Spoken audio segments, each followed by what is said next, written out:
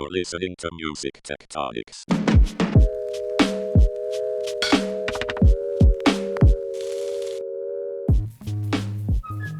Welcome back to Music Tectonics, where we go beneath the surface of music and tech. I'm your host, Dmitri. I'm also the founder and CEO of Rock, Paper, Scissors, the marketing and PR firm that specializes in music innovation. And this week, we dive deep into all things music publishing with Monica Corton of Go to 11 Entertainment.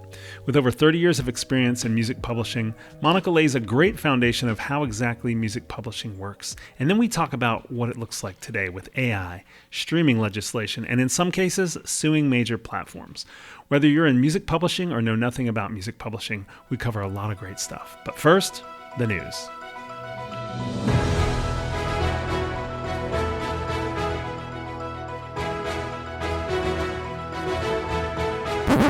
Rock, paper, scanner.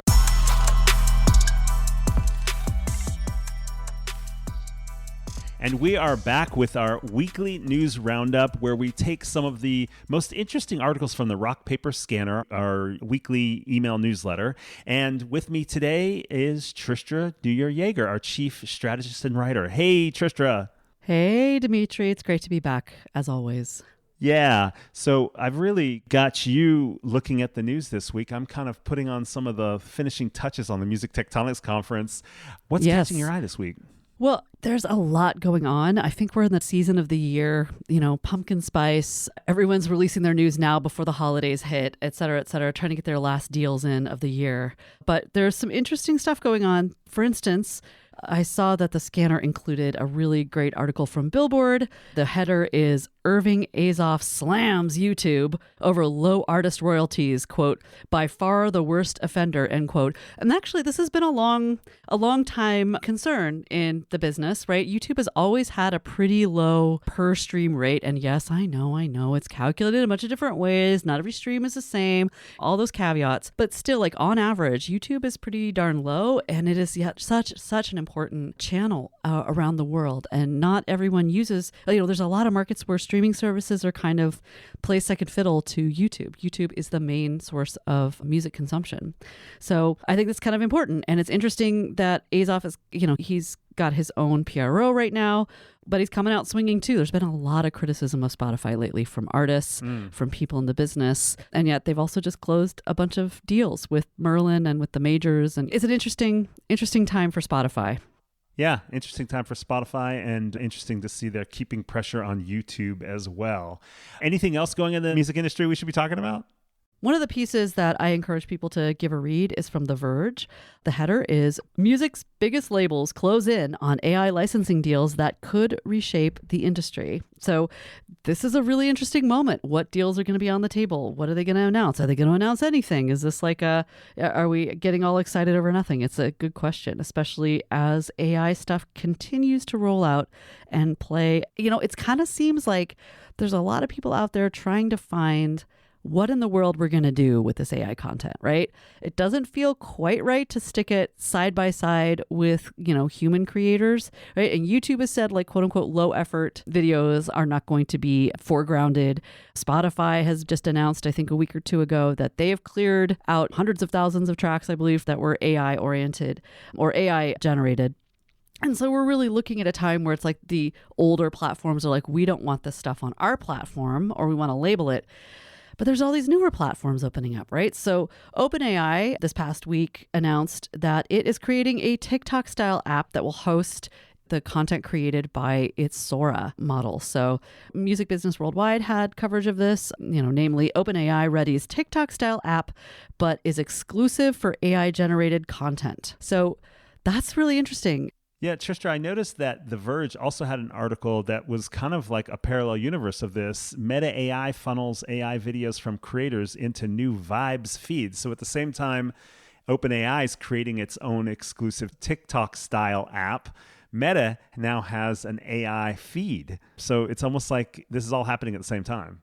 Yeah, and there's already several streaming services just for AI music. So the question is, who's going to be listening to these things? How are these things going to develop? Is there a business model for monetizing this kind of usage or consumption? What is going on here? And I don't think anyone knows, but I think for some reason, everyone at once is like, let's try this out. Let's see how we can put all this AI content in one safe space where, if you go there as, someone seeking an entertainment, engagement, sounds, videos, whatever, you know what you're getting into, it's AI generated, and I guess that's cool with you. As people really seem to have, there's been a lot of backlash against, say, platforms like Facebook that have been very much overrun with quote unquote AI slop.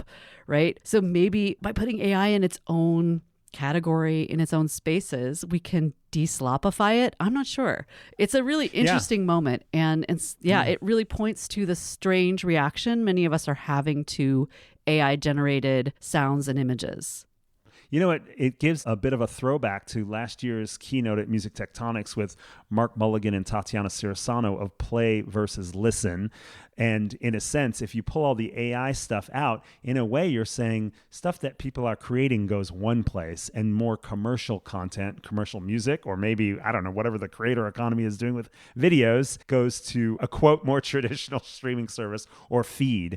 But it kind of like expedites this bifurcation that Mark and Tatiana were talking about. If people are using AI to create stuff, that's where you play. You're playing around with these tools, making music or making videos that are AI generated, whereas you go to a different service to listen, and that's more curated, etc. It'll be interesting to see over time, if that happens, whether human created music that feels a little more UGC, user generated content, goes in a different place than where we listen as well. So some of this AI creation tools is expediting some of the bifurcation conversation that Media Research brought up last year. Yeah, there's also this interesting sort of hybrid approach. Like YouTube just recently announced, and this was an Engadget the past week, YouTube Music is testing AI hosts that present relevant stories, trivia, and commentary, which is interesting, right? It's like I'm a DJ. Kind of curious how we're going to like what kind of commentary is my AI friend going to present here? But this is also hearkening back to, Spotify rolled out a very similar thing with its DJ function, right? Which is also AI based. And so you kind of got to wonder there's room for this model as well. This like with AI as kind of a layer in the listening or consuming experience, viewing experience, depending on what platform you're talking about.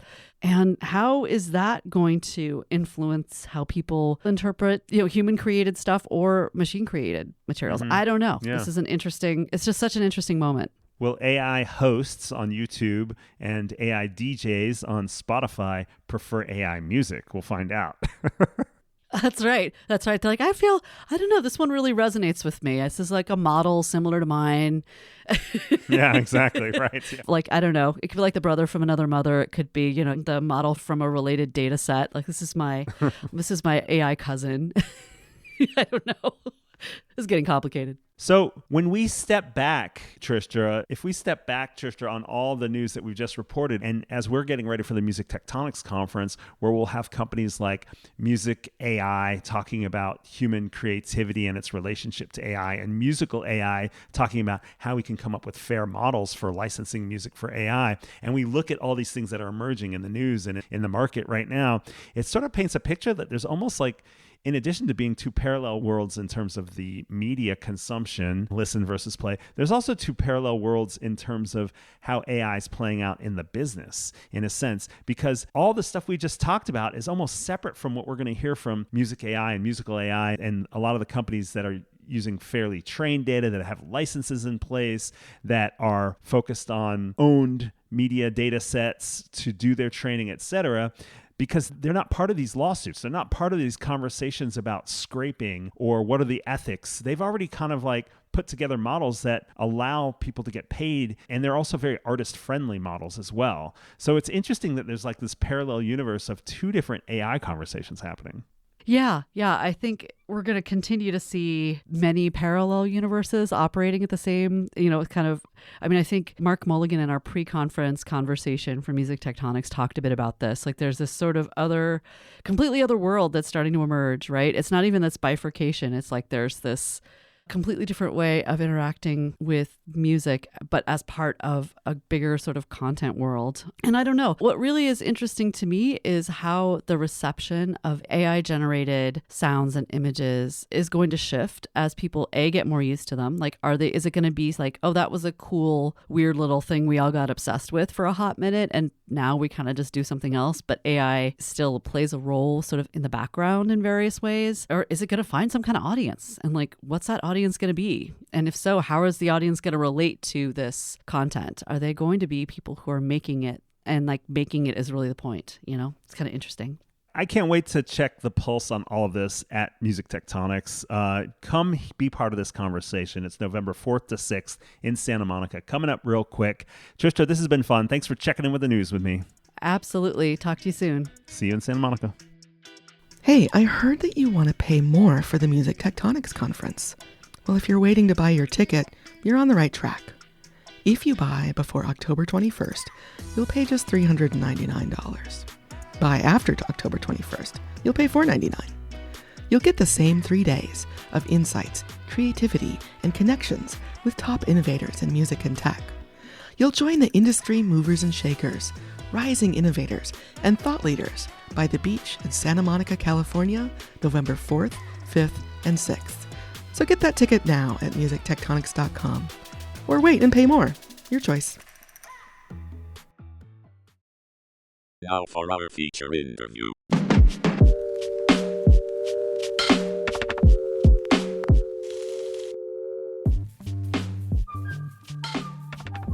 Today's guest is Monica Corton, the CEO of Go to 11 Entertainment, where she helps songwriters, artists, and producers with publishing, licensing, branding, and artist development.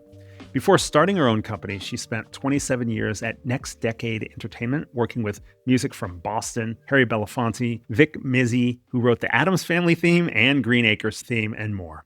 She's also supervised music for films like Grumpier Old Men and Teenage Mutant Ninja Turtles 3, as well as Broadway productions. Alongside her work with songwriters and artists at Go to 11, Monica has also been a strong voice in music rights and policy conversations, which is why I have her here today. Welcome to the podcast, Monica. Thank you. Nice to see you, Dmitri. Nice to be with you too. We're going to get into some interesting areas today about evolutions in the music business and things like whether publishers are protecting against AI or leaning into it. But first, I want to bring our audience into the conversation with some industry background. I'll be honest. Understanding what publishers do was one of the last things I grasped as a music publicist 20 years ago. Even though I tell people I was a publicist and they say, oh, you're a publisher. No, I'm a publicist. In record labels, they get all the glory. So to level set for our widely varied audience, how do you like to explain the role of a publisher for those who are still getting up to speed? Okay, so there's two copyrights when you're listening to a song. The first copyright that people don't usually think of is the copyright in the song. And the song is written by the songwriter. That's what's administered by the publisher or owned by the publisher. The other copyright is the recording of the song, which is the master. And master recordings are generally owned by record labels. And record labels pay the artist for making the recording. So really the whole start of the process is from the songwriter side. Because without a great song, you're never going to have a great recording. And it's really the hub of the business. And people used to always sort of call it the annuity for creators because the term of copyright is 2 or 3 times as long as the term for a master. And now that term is the life of the composer plus 70 years. So your royalties could ostensibly be going to your grandchildren. And, if you have a valuable catalog, that means a lot to your children and grandchildren.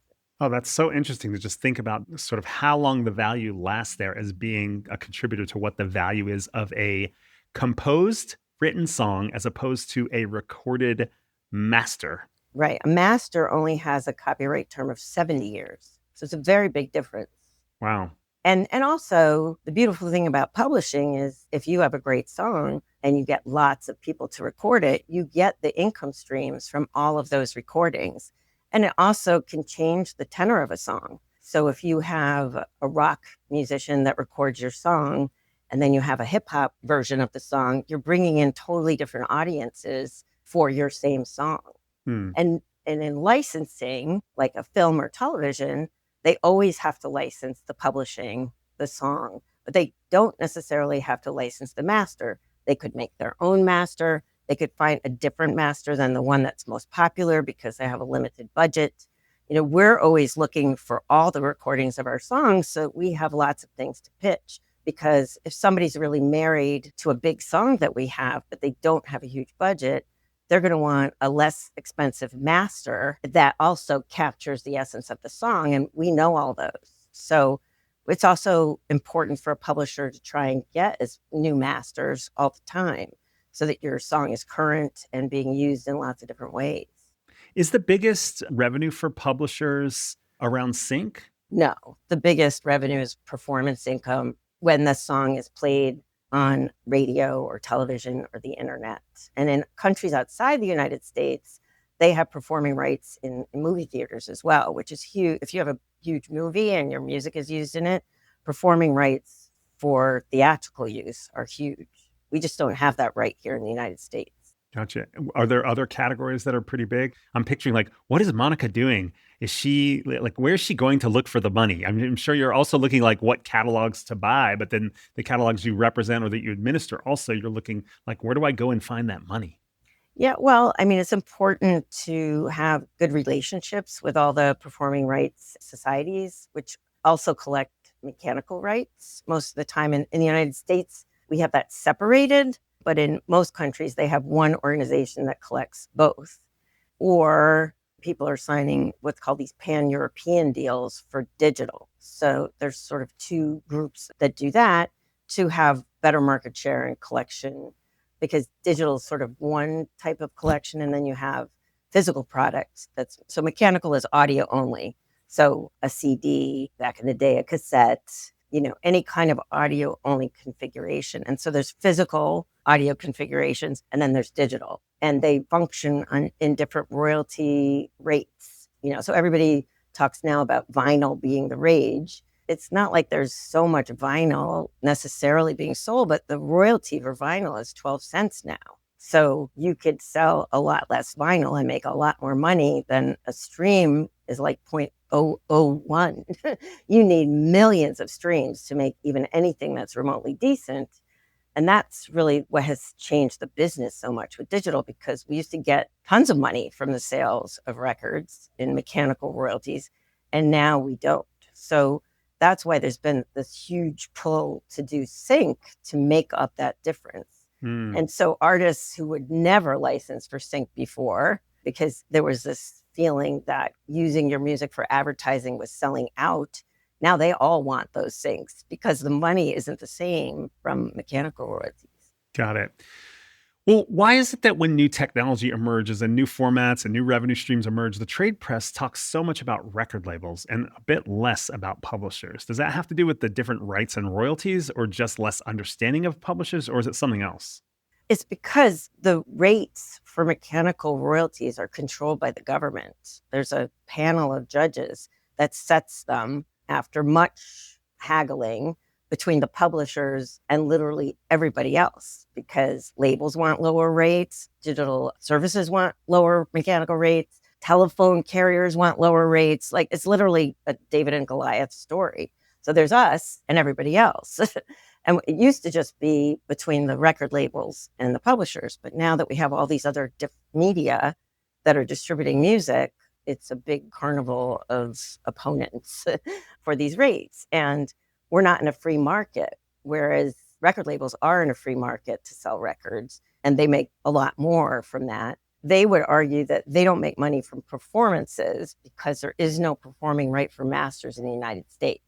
There is that right in other places. Now we have Sound Exchange, but Sound Exchange only collects performing rights and masters on the internet. It doesn't collect them on television and radio. And those performing rights in Europe are huge, but we just don't have that right. We've been trying to pass that legislation for years now. It's in the hopper with this Congress.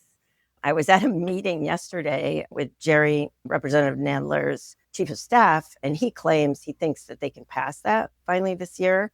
And I've been told there's no way in hell that it's going to get passed, because every city has a radio station And those radio stations don't want to pay additional royalties to artists.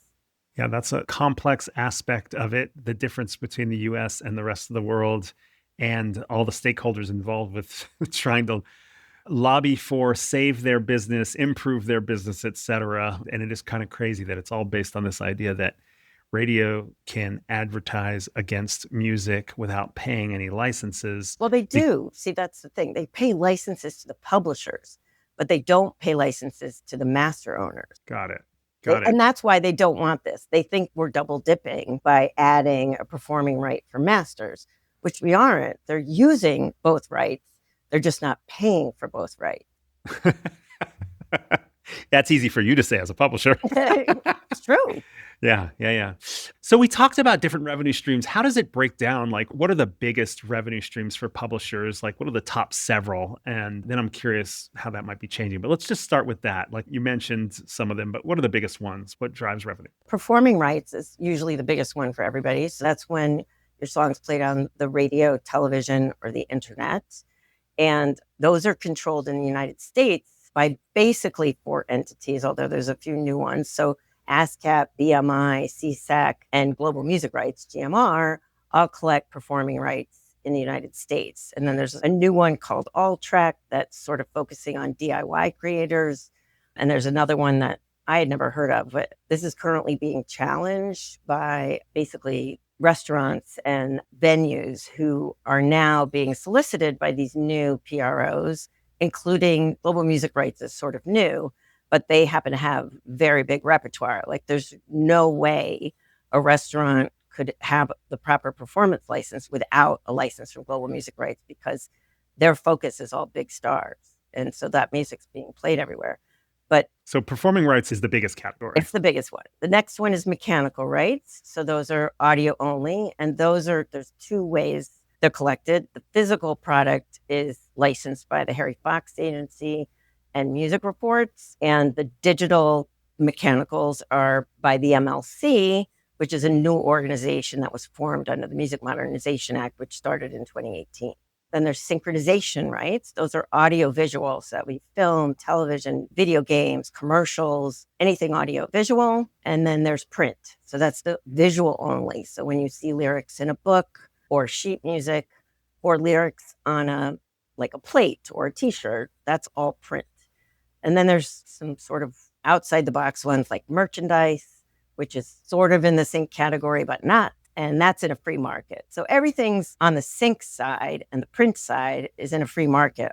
But on the performance side and the mechanical side, those rates are set by the government or controlled by the government. In the case of performing rights, it's controlled by consent decrees that have been in place with ASCAP since 1945. We're one of the most overly watched industries by the government. And that was started by the radio stations, I think, because they felt like ASCAP at the time had a monopoly and they could hold them ransom. So the government said, once there's a first use, then anybody can record your song. And also they have a court that people can go to if there's a dispute over their performing rights. Wow. Man, this is complicated. Now I know why people don't talk about publishers as much. It's a lot to learn. I mean, it is complicated, and one of the challenges I've had in raising money for our new company was teaching music investors who are interested in learning about music rights how this works. And basically, they don't have a lot of attention span for the most part. And you cannot explain all of this in 2 minutes. It's really complicated. Yeah. You talked about the different, I mean, we didn't talk exact ratios or percentages, but, these big categories as drivers of revenue for publishers. I'm curious how much that's changed over the last 5 or 10 years, and what about technology has influenced the change, if there has been one? Oh, the transition to digital made a huge change. Oh, yeah? Yeah, because, we used to get hundreds of thousands of dollars for mechanicals, and they were a huge mainstay. And also, people would have to buy an entire album. So if you had like a B cut or a cut that really never made it to the radio, you were still making money because your song was being sold in an album, in a whole compilation. Whereas in digital, people cherry pick what they want to hear. So usually only like the top singles are the things that sell for any new band. And for older bands, they have what people used to refer to as album cuts. So there's songs that weren't quite, this thing that everybody knew, but like if you were a fan, you knew the album cuts. Yeah. So this is great. You've kind of set the framework. At least we've got a little bit of vocabulary, a little bit of understanding about how you work as a publisher and what the revenue streams are and how that plays out in the market or in the government. And it seems like AI is a big threat to songwriters, composers, publishers, because just with a few keystrokes, a user might be able to craft a song that's based on someone else's copyrighted creation, their intellectual property. Let's talk about the threat first. In what ways should publishers be concerned? Well, they're stealing our songs and they're not compensating us, and they're making a lot of money from doing that. And there are over 50 something different lawsuits with different AI companies, not just in music, but everything, books, journalism, art, photography. But of course, music's probably one of the biggest categories as far as that's sort of the thing people gravitate to as far as being creative or thinking that they're creative. And so it's flooding the market with a whole bunch of songs that aren't written by humans, or sometimes there is a human writer and they're using the AI to enhance whatever they're doing. But there's problems now with whether it's protected by law, because the Copyright Office has basically said that the AI part of any song is not protected because it's not written by a human. There's new problems now, like I was just reading today, that Spotify is letting people just load anything. So you can make, I think on Suno and Audio, you can make 2,000 songs a month. And because it takes like 2 seconds to, you put your prompt in and it literally spits out a song in a minute. And so somebody that's just having fun literally create 2,000 songs on their subscription and load those all into Spotify. And now those songs are taking up space from the songs that are written by human creators. It gets harder for people to discover the songs by the human creators unless they find a way to stand out or have really good social media or they're being promoted by their publisher or label. And we have these companies now, the labels and the publishers are so consolidated, they control millions of songs with staffs that couldn't possibly really manage millions of songs. So usually only the upper repertoire is what gets focused on. And then there's everybody else. Have you seen evidence that publishers are already starting to see a decline in revenue as a result of those threats? Or is it more Yes, but it's a combination of things because, we've sort of been in constant battle with Spotify over all kinds of issues. And now they've bundled book subscriptions with music, which has reduced the music subscription value significantly. And they originally, when they were telling us how much, they said it would reduce it by $150 million. So that's a huge gut punch for music creators.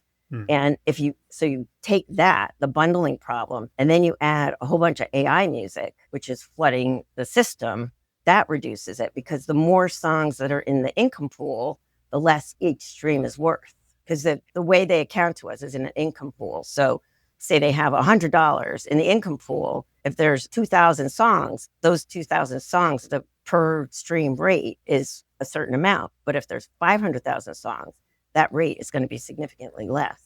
But they have to be played, right? You can't just have them there. They have to be played. And now there's also, Spotify started a thing where if you don't have 1,000 streams in a month, you don't get paid at all. And I mean, there's all kinds of problems. And I'm pointing out Spotify simply because they're the biggest and they've sort of been the most difficult because at every juncture since the beginning of us finally getting a license with Spotify, they have pulled all these kind of tricks to find ways to not pay us or pay us less. So I've heard you talk about AI and maybe a spoiler alert. I was surprised with your views given all the threats. Now we have to take a quick break on the podcast, but when we come back, I want to ask you about the opportunities you see. We'll be right back. Meet the finalists in 2025's Swimming with Narwhals pitch competition. These up-and-coming startups span a broad range of music-related tech. Music League. Discover new music, share your favorites, and compete against your friends. Plates. Music marketing for the 21st century. Roxem, learn a new language with music by playing interactive games in Spanish, French, Chinese, and German. Sesh, a fan engagement platform that empowers artists to connect with their audience. When you come to the Music Tectonics Conference in Santa Monica, November 4th, 5th, and 6th, you'll meet the finalists, watch their final pitches, and vote for the audience choice winner. So get your ticket at musictectonics.com. Now back to the show. Okay, Monica, we're back. And as I was mentioning, I heard you talk about AI, and I was kind of surprised with your views, given some of the threats you were talking about before our break. As a publisher representing songs, how do you view the threat and the opportunity of generative AI for music? I think it's an opportunity. I mean, we've had to sue every platform. We had to sue YouTube to get a license. We had to sue Facebook and Instagram and TikTok. And now we've been in a lawsuit with X, Twitch, we had to sue. Like, there's almost I don't think there is any major platform that has gone gracefully and done the licensing before they launched. So I don't see AI any different. They're claiming that it's fair use. I don't see how it could possibly be fair use because they're building their LLMs on our songs. They scraped the internet for all our songs, took them, didn't get permission, haven't compensated us, and now they're dragging it out in these lawsuits because it's going to go all the way up the food chain, I'm guessing, until there's a final decision that it is copyright infringement. Although some labels have been talking with AI companies, we're told. And, as an independent, we're always worried when that happens because the majors get their own deal and then we're sometimes left with the scraps. And so, we're all watching that sort of with bated breath. But in the end, I think it's a huge opportunity because I do think the courts are going to say it's copyright infringement. And, I think what's happening is it's creating derivative works. So the right to make derivative works for your song is the sole right of the publisher and the songwriter. And they like to call it transformative because it's this newer idea about that judges have been passing that says, like, if it's so different, then it's not a derivative work. And I would argue, how could it be so different if everything that's in there is our songs? And the LLMs or the companies that have tried to do it without the good songs, their Gen AI systems aren't as interesting. So it has to be because there's are really good songs in those systems. But I believe it'll get resolved because all of these things have been resolved. Some have had better starting points than others. When our first license with YouTube was terrible, but now YouTube is the best as far as income remuneration for songwriters and labels. It's the best one of all of them. So they develop over time as we learn more about what they're doing and they learn more about what we're doing.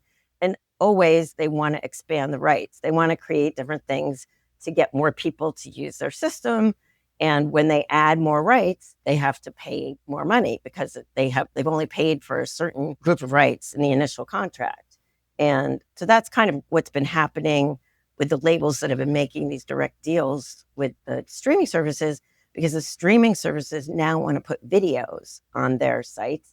And the video is a synchronization right. It's not a statutory right. So they have to negotiate with everybody if they want to add that to their system. So what I'm hearing you say is that this has happened before. There's some new technology that gets emerged, like user-generated video, to take the YouTube example, or even just streaming. And every step along the way, labels and publishers have had to sue to get their remuneration more in line with the value that they're offering in that licensing of that music. Well, to get any remuneration, like literally, they're not licensing. Yeah. And I've been in your lunch thing where a tech lawyer said, oh, launch, and then you can make it up and figure it out. Like, I was kind of appalled. Like, he knew I had been speaking, so he knew there was somebody in the music industry there, and he still was giving that advice. Yeah, no, I think there are two different approaches. It depends who they're representing in some cases too, and some of them represent both sides at times too. But I think what I'm trying to get to is your hunch is that it will get resolved, that rights holders will get paid for music that's being used for training, and also possibly paid the outputs on the outputs as well. Yeah. And speaking of hearing people say things, I've heard you say that you think AI might actually turn into one of the biggest drivers of revenue for publishers in the future. Yeah, because people do want to be creative and they don't know how to write music or do it. And so they're going to use these Gen AI things. And some of them will get good at it, the prompting. And then there'll be some excellent copyrights, but they're all containing our copyrights. Mhm. So, how are we going to figure out the attribution? Who wrote the output? And so there's two companies now that have systems that claim they can do that, Musical AI and Surreal AI. I don't think you're going to be able to pay every single song that might come up in their survey, but the way they survey will tell what's the top song. It has a hierarchy. So say we pay on like 3 to 5 of the output songs that are in there, and we have to come up with some kind of a royalty, based on what the market is. Like it's not, sometimes the labels will be really unreasonable. I've had many tech people tell me their horror stories of trying to launch their systems and taking a year or 2 years to negotiate with the labels. And I've been trying to pitch that they should really start with the independents. You don't need to license every single song in the book. You need to license 1,000 songs that really work in your system. And I would say do it with independents because we're more nimble and we're more aggressive about licensing because we have smaller repertoire and we actually have relationships with all our writers. They're not just social security numbers. And it might be a faster, better way and a more innovative way to start your system, to get it going. Because what happens when it drags out like that is investors are like, I'm not waiting another 2 years. Like, you got to do something or I'm done, and that's legitimate. If I was investing in a system and I put my money in there and it took 2 years to launch before I made a penny, I wouldn't be very happy as an investor. So it's all, it's complicated. And I think that, the other thing that I keep pitching is that tech companies should be using music supervisors, real music supervisors, like the ones that work on film and television, because they have all the relationships with all the publishers and labels and can facilitate the licensing better. They can understand, like, you tell them what you want to do.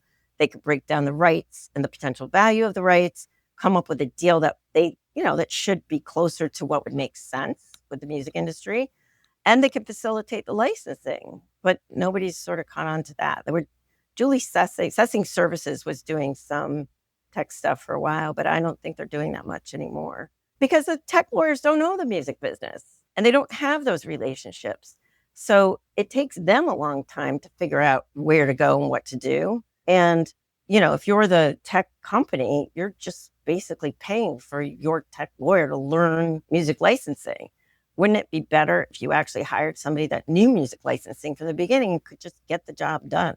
This is why I wanted to have you on, Monica, because I think as a publisher, you're being certainly critical of what's emerging because you've seen what's happened with other tech trends and platforms, but you seem pretty open-minded in spite of that. Like, you're not just ready to fight against, what's coming next, more just looking at what is a pathway for a win-win and doing what publishers should do best, which is looking how to, quote, exploit their works and help their songwriters or their songs, their composers, et cetera, figure out new revenue streams, which is super interesting. The reason is because I went through the whole Napster period and I aggressively tried to get people to it. Like, let's bring Napster in and work with them because people were going, they liked it. I liked it. It was great. So why didn't we just go in and take that and make a business with them? We would have had so much more control. We wouldn't have lost as much money.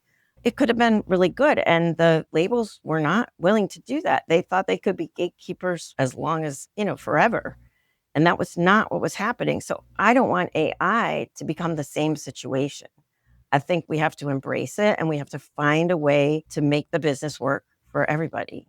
Well, let's crystallize that a little bit. What's your ideal scenario on how generative AI music will play out in the music marketplace? I think, we have to have a license for the inputs, and that would be based on how their revenue model works. And then we need a license for the outputs, and we're going to need the technology, whether it's Musical AI, Surreal, or another company that's still, I don't know about yet. Whatever those systems are, we need to figure out the attribution to make it fair. Like what I was told initially was that the majors and the larger publishers were trying to convince us that it's impossible to figure out the attribution. So we would have to do it on a market share. And I sat over my dead body and I started searching for who could do that, because when I worked at Next Decade, we had a lot of prominent songs. We had the Boston catalog. Say what you will about the Addams Family theme, it is one of the top 5 television themes in the history of music. And I know that from just all the licensing that I've done for it. So we had great songs that were played a lot, but we didn't have market share because we were a small boutique company. And we got hurt badly by all these market share decisions. So I don't want that to happen again. And I knew the tech was out there because tech people love a problem. That's what they thrive on. And, it's not like this is some mystery. Everybody knows we were going to have this attribution issue. Yeah. Okay, well, this has been so helpful to hear through kind of all your thinking on this, as well as the background, the foundations, and now getting us to this point. My last couple of questions are really about expanding the network for us to see who else is out there. What recommendations do you have to other publishers, to record labels? So you mentioned some music tech companies, maybe there's others that are operating in this space that you think people should know about. Part of the problem is I spend a lot of time, I really enjoy all the music tectonic stuff because I meet a ton of tech people that way. But last year I did a panel at Mondo about the positive uses of AI for publishers. So, being able to make a master recording of a new song that we could pitch to a film company is a huge thing, because before AI, we would have to hire people and musicians. It would cost money and it would take time. Whereas with AI, we could literally produce that in an hour or less. And then we could pitch it. So if it got the spot in the film, then we could have a human group record the song so we had a better master. But to facilitate pitching is great. So for example, a lot of times they'll want a master by a woman and all the masters that exist are by men. Well, we could put a female voice in AI. Like there are a lot of positive things that are happening that could be tools to make our businesses run better and be more collaborative, more interesting. When we did this panel, I don't know, there was like 100 people in the room, and I asked, who here is talking about these things in their company? Have any of you heard about any of the things we're talking about? Nobody raised their hand. Are you talking about anything that has to do with AI in your company? Nobody raised their hand. This was last year. It's pretty scary. And even when I have the conversations with other publishers I know, we're not tech forward. That's part of the problem.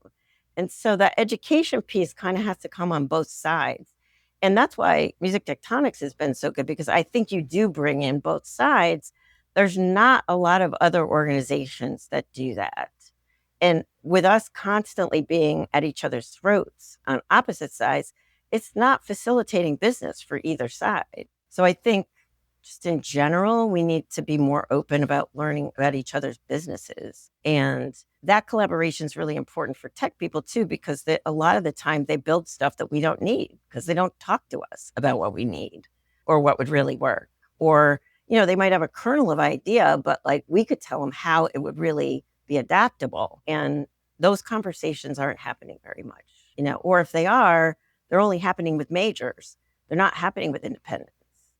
Well, I appreciate you saying all that. We do try to bring together the ecosystem so that music innovation is the focus, not stakeholder this or stakeholder that. It is complex. Sometimes it's hard to get people to speak in public forums or even to arrive to be part of those conversations. I think people have felt threatened by different things, but we certainly try to create a warm and welcoming environment where people feel comfortable to make those connections. So I appreciate that. And I'm curious to expand our network a little bit more. Are there any other thought leaders or business executives that the Music Tectonics audience should follow, maybe from your world, to continue pushing their thinking around everything we've been talking about today? It could be AI, monetization, attribution, licensing, or publishing. I really like Michael Palachinsky, who's working with Voice Swap, which is an amazing technology. They were able to make a vocal file for Pitbull, and there was a request for a Hindi version of one of his songs. They had a local Indian songwriter translate into Hindi and also sing it with the correct pronunciation and inflection. Then they put the Voice Swap master of Pitbull on top of it, and now Pitbull has this huge hit in India. We could do that for languages all over the world, in all emerging markets. I think that's an amazing thing. But I was on a panel with Michael at Music Biz, and we have become friends before, and he always knows all the interesting people. Like he consults for Surreal, and he has a very good sort of mix of understanding because he worked in the music business, but he has a really good mind for tech and has done a lot with tech. I kind of look to him. Yeah, Mike's been on the podcast a couple of years ago. We did one on fan-powered royalties, and Mike Polchinski's awesome. Yeah. Digital companies, as far as an attorney, I often go to John Delaney, who's at Perkins Coie, but he's been in digital since he was at MoFo, and he was a youngin' with me in the Copyright Society. The Copyright Society is an interesting place to learn about this intersection of copyright and technology.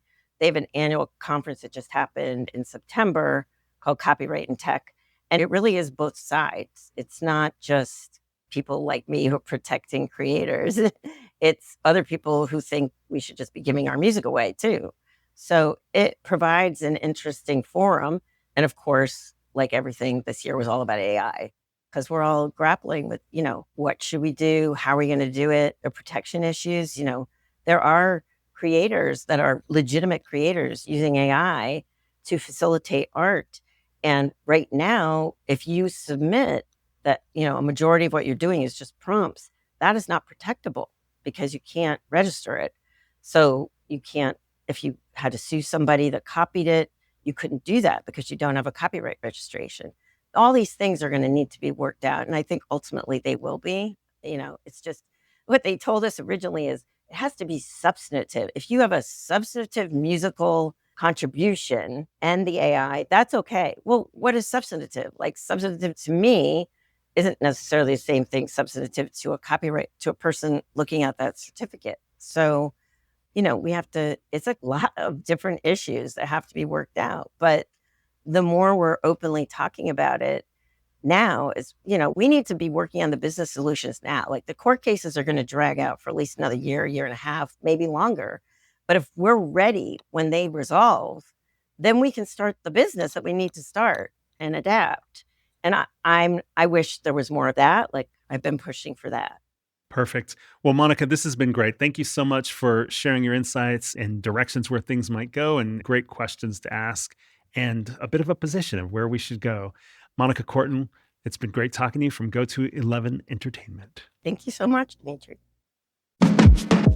Thanks for listening to Music Tectonics. If you like what you hear, please subscribe on your favorite podcast app. We have new episodes for you every week. Did you know we do free monthly online events that you, our lovely podcast listeners, can join? Find out more at musictectonics.com. And while you're there, look for the latest about our annual conference and sign up for our newsletter to get updates. Everything we do explores the seismic shifts that shake up music and technology, the way the Earth's tectonic plates cause quakes and make mountains. Connect with Music Tectonics on Twitter, Instagram, and LinkedIn. That's my favorite platform. Connect with me, Dmitri Vitsa, if you can spell it. We'll be back again next week, if not sooner.